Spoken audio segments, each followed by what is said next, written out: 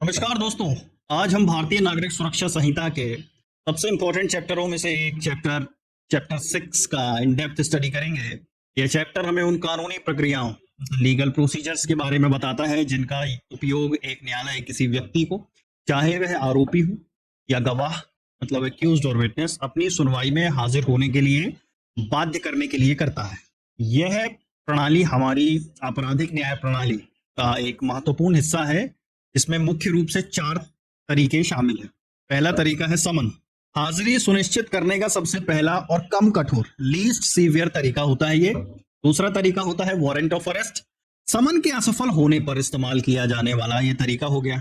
तीसरा तरीका है proclamation and attachment of property. यह सबसे सख्त मोस्ट सीवियर तरीका है जब व्यक्ति जानबूझकर फरार हो जाता है।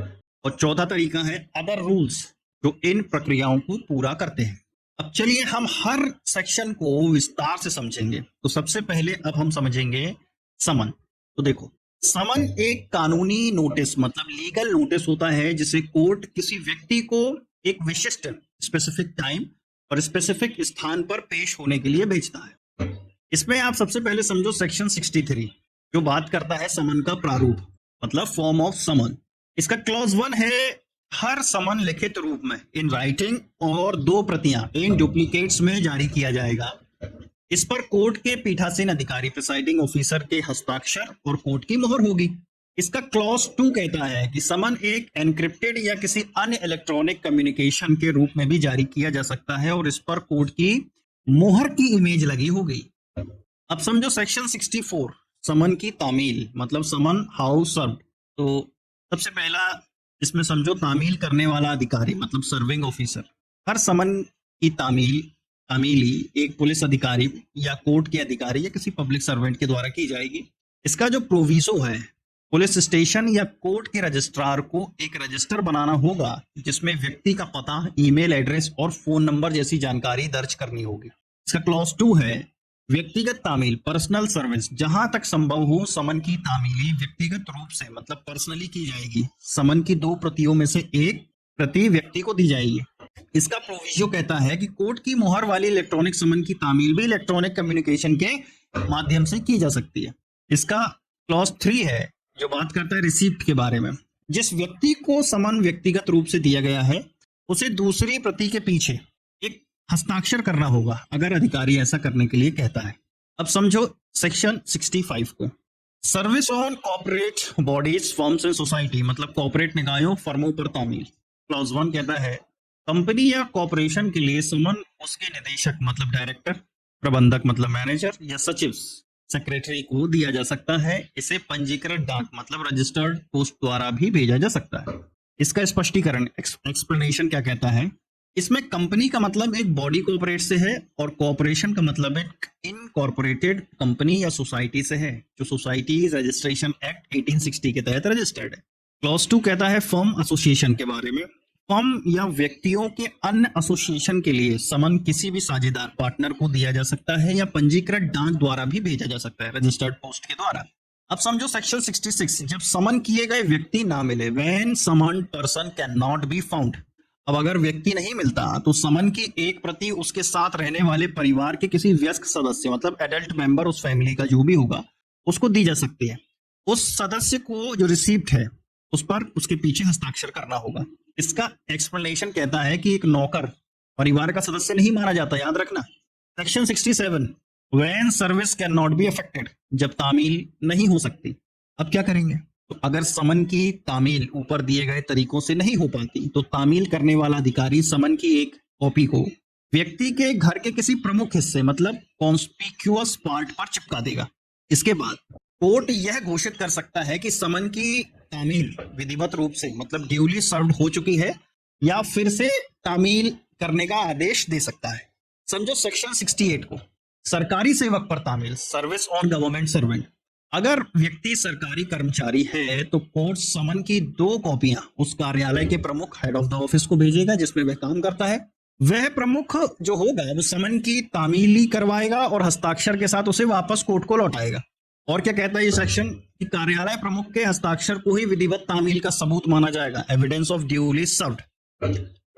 अब समझो सेक्शन 69 स्थानीय अधिकार क्षेत्र के बाहर तामील, service of summons outside local limits. अगर कोर्ट को अपने स्थानीय अधिकार क्षेत्र लोकल ज्यूरिडिक्शन के बाहर समन भेजना है तो वह इसे उस क्षेत्र के मजिस्ट्रेट को भेजेगा। सेक्शन 70 समझो, तामील का सबूत, प्रूफ ऑफ सर्विस। अब इसका क्लॉज 1 देखो, अगर समन की तामील कोर्ट के स्थानीय अधिकार क्षेत्र के बाहर की गई है या अगर तामील करने वाला अधिकारी सुनवाई में मौजूद नहीं है तो उस अधिकारी के शपथ पत्र एफिडेविट को तामीली का सबूत माना जाएगा। इसका क्लॉज 3 समझो, इलेक्ट्रॉनिक कम्युनिकेशन के माध्यम से भेजे गए सभी समन को विधिवत रूप से तामील मतलब ड्यूली सर्व्ड माना जाएगा और उसकी एक प्रति सबूत के तौर पर रखी जाएगी। सेक्शन 71 कहता है गवाह पर डाक द्वारा summons, service of summons on witness by post. Clause 1, court किसी गवाह को, विटनेस को समन की एक प्रति रजिस्टर्ड पोस्ट द्वारा भी भेज सकता है, साथ ही साथ रेगुलर समन भी भेज सकता है।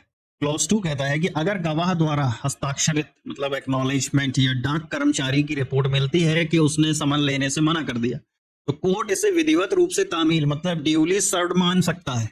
अब इसका पार्ट 2 समझो, गिरफ्तारी का वारंट, वारंट ऑफ अरेस्ट। जब समन से काम नहीं चलता या मामला गंभीर होता है तो कोर्ट गिरफ्तारी का वारंट जारी करता है, warrant of arrest. Section 72 warrant का प्रारूप और अवधि, form of warrant of arrest and duration. देखो, इसका जो फॉर्म होता है, इसका जो प्रारूप होता है, हर अरेस्ट वारंट लिखित रूप में होगा जिस पर कोर्ट के अधिकारी के हस्ताक्षर होंगे, कोई जज के हस्ताक्षर होंगे और कोर्ट की मोहर लगी होगी। हर वारंट तब तक लागू मतलब इन्फोर्स रहेगा तब तक कि कोर्ट उसे खुद कैंसिल नहीं कर देता या उसे एग्जीक्यूट नहीं किया जाता। सेक्शन 73 कहता है power to direct security to be taken, warrant में जमानत का निर्देश। क्लॉज 1 कहता है कि कोर्ट किसी भी व्यक्ति की गिरफ्तारी के लिए वारंट जारी करते समय उस पर यह लिख सकता है कि अगर आरोपी जमानत मतलब बेल या पर्याप्त श्योरिटी के साथ मुचलका मतलब बॉन्ड देता है तो अधिकारी उसे हिरासत से रिलीज मतलब छोड़ सकता है। इसका क्लॉज 2 है, इस एंडोर्समेंट में श्योरिटीज की संख्या, उनकी राशि और कोर्ट में पेश होने का समय लिखा होगा। अब समझो सेक्शन 74, वारंट किसे निर्देशित किया जाए, warrant to whom directed. Warrant आमतौर पर एक से ज्यादा पुलिस अधिकारियों को दिया जाता है, लेकिन अगर तुरंत लागू करना जरूरी हो और कोई पुलिस अधिकारी उपलब्ध ना हो तो यह किसी भी अन्य व्यक्ति, एनी अदर पर्सन को भी दिया जा सकता है। क्लॉज 2 कहता है कि अगर वारंट एक से ज्यादा अधिकारियों को दिया गया है तो इसे सभी या उनमें से कोई भी एक लागू कर सकता है। सेक्शन 75 को समझेंगे, वारंट किसी भी व्यक्ति को निर्देशित किया जा सकता है, वारंट में be directed to any person. Clause 1 कहता है कि एक मुख्य न्यायिक मजिस्ट्रेट, चीफ जुडिशियल मजिस्ट्रेट या मजिस्ट्रेट ऑफ फर्स्ट क्लास, प्रथम श्रेणी मजिस्ट्रेट, किसी भी व्यक्ति को किसी फरार दोषी, एस्केप्ड कन्विक्ट, उद्घोषित अपराधी, प्रोक्लेम्ड ऑफेंडर या गैर जमानती अपराध के आरोपी, accused of a non bailable offence को गिरफ्तार करने के लिए वारंट जारी कर सकते हैं।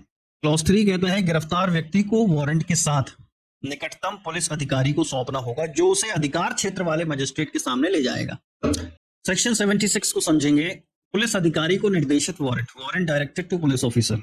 एक वारंट को किसी भी दूसरे पुलिस अधिकारी द्वारा भी लागू किया जा सकता है जिसका नाम मूल वारंट पर एंडोर्स किया गया हो। सेक्शन 77 समझेंगे, वारंट के सार की सूचना, notification of substance of warrant. गिरफ्तार करने वाला अधिकारी गिरफ्तार व्यक्ति को वारंट का सार, सब्सटेंस बताएगा और अगर कहा जाए तो उसे वारंट दिखाएगा भी अगर गिरफ्तार व्यक्ति का कानूनी अधिकार है। सेक्शन 78, बिना देरी के कोर्ट में लाना, person arrested to be brought before court without delay. गिरफ्तार व्यक्ति को बिना किसी अनावश्यक देरी के, विदाउट अननेसेसरी डिले, उस कोर्ट में लाना होगा जिसके सामने उसे पेश होना है। अब इसका प्रोविजो समझो, यह देरी 24 घंटे से ज्यादा नहीं होनी चाहिए जिसमें गिरफ्तारी के स्थान से मजिस्ट्रेट के कोर्ट तक की यात्रा का समय शामिल नहीं है। सेक्शन 79, वारंट कहाँ लागू होगा, वेयर वारंट में बी एग्जीक्यूटेड। गिरफ्तारी का वारंट भारत में किसी भी जगह, एनी प्लेस इन इंडिया लागू किया जा सकता है। सेक्शन 80, अधिकार क्षेत्र के बाहर निष्पादन के लिए भेजा गया warrant, warrant forwarded for execution outside jurisdiction. मतलब देखो, कोर्ट अपने अधिकार क्षेत्र के बाहर वारंट को पोस्ट मतलब डाक से या किसी अन्य तरीके से उस क्षेत्र के एग्जीक्यूटिव मजिस्ट्रेट, याद रखना एग्जीक्यूटिव मजिस्ट्रेट या पुलिस अधीक्षक, सुपरिटेंडेंट ऑफ पुलिस को भेज सकता है। क्लॉज 2 कहता है इसका वारंट जारी करने वाला कोर्ट वारंट के साथ गिरफ्तार किए जाने वाले व्यक्ति के खिलाफ जानकारी और डॉक्यूमेंट्स भी भेजेगा ताकि मजिस्ट्रेट यह तय कर सके कि जमानत दी जाए या नहीं दी जाए। सेक्शन 81 अधिकार क्षेत्र के बाहर पुलिस अधिकारी द्वारा निष्पादन, warrant directed to police officer for execution outside jurisdiction. देखो, एक पुलिस अधिकारी जो अपने अधिकार क्षेत्र से बाहर वारंट लागू कर रहा है, उसे पहले स्थानीय मजिस्ट्रेट या पुलिस अधिकारी से एंडोर्समेंट लेना चाहिए। हालांकि अगर देरी से वारंट लागू नहीं हो पाएगा तो अधिकारी बिना एंडोर्समेंट के भी इसे लागू कर सकता है। सेक्शन 82 गिरफ्तारी के बाद की प्रक्रिया, प्रोसीजर ऑन अरेस्ट। अब आपको चलो मिल गया गिरफ्तार व्यक्ति, अब क्या करें? तो इसका क्लॉज 1 कहता है जब किसी व्यक्ति को उस जिले के बाहर गिरफ्तार किया जाता है जहां वारंट जारी हुआ, तो उसे स्थानीय मजिस्ट्रेट या पुलिस अधीक्षक के सामने ले जाना होगा जब तक कि जारी करने वाला कोर्ट नजदीक ना हो। इसका क्लॉज 2 है पुलिस अधिकारी को गिरफ्तारी की सूचना तुरंत उस जिले के पदनाम पुलिस अधिकारी मतलब डेजिग्नेटेड पुलिस ऑफिसर को और उस जिले के अधिकारी को भी देनी होगी जहां गिरफ्तार व्यक्ति आमतौर पर रहता है। सेक्शन 83 मजिस्ट्रेट की प्रक्रिया, प्रोसीजर बाय मजिस्ट्रेट। अब मजिस्ट्रेट गिरफ्तार व्यक्ति को उस कोर्ट में भेजने का आदेश देगा जिसने वो वारंट जारी किया था। अब इसका प्रोविजो है कि अगर अपराध जमानती है मतलब बेलेबल है तो मजिस्ट्रेट जमानत देगा और व्यक्ति को छोड़ देगा। और वहीं इसका दूसरा प्रोविजो कहता है कि अगर अपराध गैर जमानती है तो भी मुख्य न्यायिक मजिस्ट्रेट, चीफ जुडिशियल मजिस्ट्रेट या सेशन जज जमानत पर विचार कर सकते हैं। अब समझेंगे, आपने समन समझ लिया, वारंट ऑफ अरेस्ट समझ लिया, अब समझते हैं प्रोक्लेमेशन एंड अटैचमेंट। उद्घोषणा और कुर्की, यह सबसे कठोर प्रक्रिया है जिसका उपयोग तब किया जाता है जब कोई व्यक्ति जानबूझकर डेलिबरेटली एब्सकॉन्डिंग हो जाए, फरार हो जाए। तो इसमें आता है सेक्शन 84 फरार व्यक्ति के लिए उद्घोषणा, प्रोक्लेमेशन फॉर एब्सकॉन्डिंग पर्सन। इसका क्लॉज 1 समझे। अगर कोर्ट को यह विश्वास करने का कारण है कि कोई व्यक्ति फरार हो गया है तो वह एक लिखित उद्घोषणा, रिटन प्रोक्लेमेशन जारी कर सकता है जिसमें व्यक्ति को 30 दिन से ज्यादा समय में या 30 दिन के अंदर पेश होने के लिए कहा जाएगा। क्लॉज 2 है उद्घोषणा का प्रकाशन, पब्लिकेशन ऑफ प्रोक्लेमेशन। इसे सार्वजनिक रूप से पढ़ा जाएगा, व्यक्ति के घर पर चिपकाया जाएगा और कोर्ट हाउस पर भी लगाया जाएगा। कोर्ट इसे दैनिक समाचार पत्र में भी प्रकाशित करवा सकता है। देखो, क्लॉज 4 कहता है BNSS में नया प्रावधान, न्यू प्रोविजंस जोड़ा गया है। अगर कोई व्यक्ति गंभीर अपराध जैसे 10 साल या उससे ज्यादा की सजा वाला अपराध का आरोपी है और उद्घोषणा के बाद भी पेश नहीं होता तो कोर्ट उसे उद्घोषित अपराधी मतलब प्रोक्लेम्ड ऑफेंडर घोषित कर सकती है। सेक्शन 85 फरार व्यक्ति की संपत्ति की कुर्की, अटैचमेंट ऑफ प्रॉपर्टी। क्लॉज 1 कहता है कि कोर्ट उद्घोषणा जारी होने के बाद किसी भी समय फरार व्यक्ति की चल या अचल संपत्ति मतलब मूवेबल या इमूवेबल प्रॉपर्टी की कुर्की मतलब अटैचमेंट का आदेश दे सकती है। इसका प्रोविजो समझेंगे, अगर कोर्ट को लगता है कि व्यक्ति अपनी संपत्ति को हटा सकता है तो कुर्की का आदेश उद्घोषणा के साथ भी दिया जा सकता है। अब समझो सेक्शन 86 को, उद्घोषित व्यक्ति की संपत्ति की पहचान और कुर्की, identification and attachment of proclaimed persons property.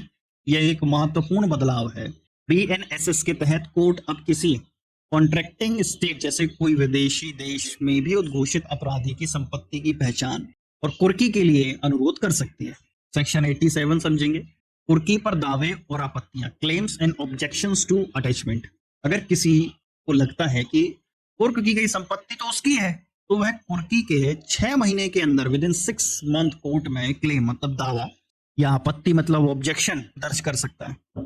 Section 88 कुर्क की गई संपत्ति की बहाली, release, sale and restoration of attached property.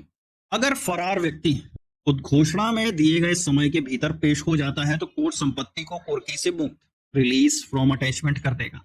लेकिन अगर नहीं होते पेश तो संपत्ति सरकार के पास रहेगी लेकिन इसे 6 महीने तक बेचा नहीं जाएगा। तीसरा क्लॉज कहता है कि अगर व्यक्ति 2 साल के अंदर विद इन 2 ईयर पेश हो जाता है और यह साबित कर देता है कि वह जानबूझकर फरार नहीं था तो उसकी संपत्ति उसे वापस कर दी जाएगी। अब मान लो अगर संपत्ति बिक गई तो उसकी तो जो राशि थी वो वापस कर दी जाएगी। अब समझो सेक्शन 89 कुर्की बहाली के आवेदन को अस्वीकार करने के आदेश से appeal, appeal from order rejecting application for restoration. अगर किसी व्यक्ति का आवेदन मतलब एप्लीकेशन खारिज कर दिया जाता है तो वह इस कोर्ट में अपील कर सकता है जहां से उस कोर्ट के आदेश के खिलाफ अपील होती है ना। तो ये आपने समझ लिया कुर्की। अब समझो चौथा, प्रक्रियाओं के संबंध में अन्य नियम मतलब अदर रूल्स रिगार्डिंग प्रोसेसेस। तो सेक्शन 90 है समन के बजाय या उसके अतिरिक्त वारंट जारी करना, issue of warrant in lieu of और इन एडिशन टू समन। देखो, कोर्ट सीधे वारंट जारी कर सकता है अगर उसे लगता है कि व्यक्ति फरार हो गया है या समन का पालन नहीं करेगा। ऐसा करने का कारण लिखे तुम्हें दर्ज करना होगा। सेक्शन 91, हाजिरी के लिए मुचलका, power to take bond for appearance. अगर कोई व्यक्ति कोर्ट में मौजूद है तो कोर्ट उसकी भविष्य में हाजिरी सुनिश्चित करने के लिए मुचलका भरवा सकता है। मुचलके को इंग्लिश में बॉन्ड कहते हैं।